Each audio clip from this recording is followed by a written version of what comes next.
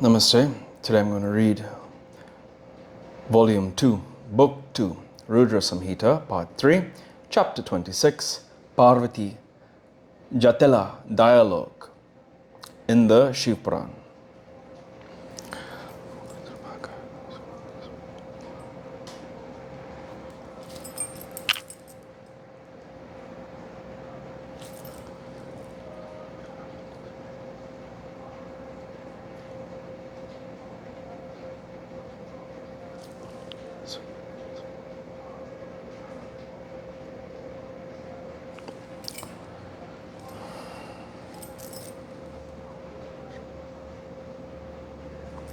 Hariom Tat Sat.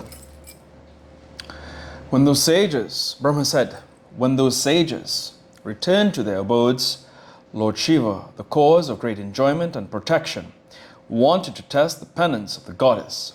Under the pretext of testing Shiva, wanted to see her. With a delighted mind, he assumed the form of Jatila, an ascetic with matted hair, and went to the forest of penance of Parvati.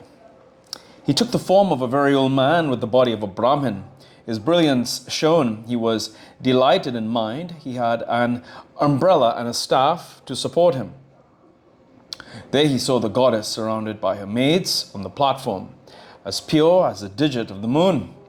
Shiva, who was favorably disposed towards his devotees, approached her with pleasure in the guise of a celibate. On seeing that Brahmin of wonderful refulgence come, Goddess Parvati worshipped him with all the articles of worship. She worshipped him with great joy by means of well-prepared and arranged articles of worship. Thereafter, Parvati inquired after the health of the Brahmin with respect. Parvati said, "Who are you, and whence have you come in the guise of a brahmacharin? You are making the forest refulgent by your splendor. Please speak, O foremost among Vedic scholars." The Brahmin said, "I am an aged Brahmin, roaming about as I please.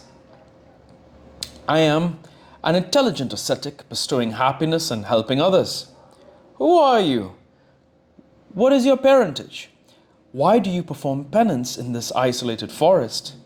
Your penance cannot be surprised even by the sages of eminent status. You are neither a small girl nor an old woman. You appear to be an auspicious young woman. How is it that you are performing this penance even when you are unmarried? O gentle lady, are you the wife of an ascetic who does not provide you with food and shelter, and so leaving you has gone to another place? Tell me, in which family are you born? Who is your father? What are your undertakings? You are very fortunate. Futile is your interest in penance. Are you the mother of the Vedas? Are you Lakshmi or Saraswati? I dare not guess who you are." Parvati said, "O Brahmin, I am not the mother of the Vedas, no Lakshmi, no Saraswati. I am the daughter of Himachala. My name is Parvati. Previously, I had been born as Sati, the daughter of Daksha. By yogic means, I cast off my body since my husband was insulted by my father. Even in this life, Shiva came to me, but due to ill luck, he reduced karma to ashes, left me, and went away. O Brahmin, when Shiva went away, I came out of my father's house, being greatly dejected, to perform this steady penance on the banks of the celestial river. Even after performing this severe penance for a long time, I could not attain him. I was just to consign myself to fire, but on seeing you, I have stopped for a while. Now you can go. I shall enter fire, since I have not been accepted by Shiva. Wherever I take birth, I shall woo only Shiva." Brahman said, after saying so, Parvati jumped into the fire in the presence of the Brahmin, although she was forbidden by him again and again. Even as she jumped into the fire, became as cool as sandal paste due to her ascetic power. The Brahmin stopped her, standing on her way as she was trying to go away, and asked her laughingly. The Brahmin said, "O gentle lady, I cannot understand anything. Your penance is wonderful. Your body is not charred by the fire. Still your desire remains unsatiated so far. O gentle lady, let me know about your desire. I am a Brahmin who can bestow pleasure upon everyone. Please tell me everything truly and methodically. Since we have become friends, nothing should be kept secret from me. I wish to ask you now, O gentle lady, whom do you wish to have as your husband? It is in you that the fruit of penance is seen. If your penance is for others or for the supreme object, wherefore should you perform it at all? You had a jewel in your hand, you cast it off, and taken up a base mental instead. Why have you rendered your beauty in vain by taking recourse to this penance that is chewing different sorts of fine clothes? Hide is worn by you. Hence tell me the reason truthfully for this penance. Let me, a great Brahmin, be pleased on hearing the same." Brahma said, thus asked by him, Parvati urged her mind. She of good rights made everything narrated to him through her maid.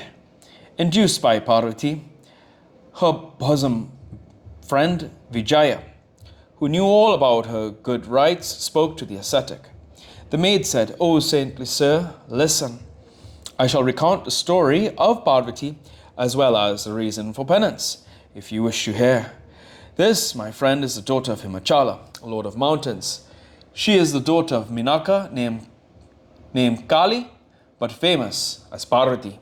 She is not married to anyone, nor does she desire any other than Shiva for her husband. She has performed this penance for 3,000 years. It was for that purpose that my friend started penance like this. I shall tell you the reason. Listen, O excellent Brahmin, O saintly one.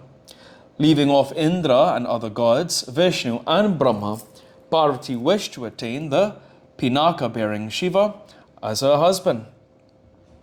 Since my friend planted many trees before, O Brahmin, all of them have put forth flowers and fruits. My friend has been performing severe penance at the bidding of Narada to make her beauty fruitful, to embellish her father's race, and to bless Kama. She has directed this penance to Lord Shiva. O holy ascetic, how is it that her desire is not fulfilled? O excellent Brahmin, you inquired of her desire. I have just told you out of my love for her. What else do you wish to hear? Brahma said, on hearing these truthful words of Vijaya, O sage, Shiva, who came disguised as an ascetic, said laughingly. The ascetic said, the maid has said something, but I deduce only a huge joke therefrom. If it be true, let the gentle lady herself speak out. Brahma said, when these words were uttered by that Brahmin, ascetic, goddess Parvati spoke to the Brahmin thus. Footnotes.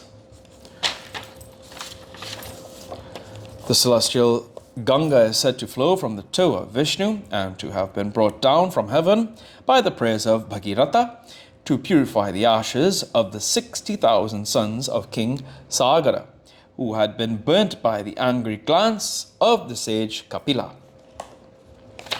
Here ends today's reading of the Shiv Puran. Om Prabhu Prananatam Vibhum Veshwaratam Jagannatanatam Saratapacham Putitam Veshram Bhutanatam Shivam Shakam Om Kapura Karam Karanavataram Sansara Sarmujagena Hadam Saf Parvati Patayarama Devi Kichi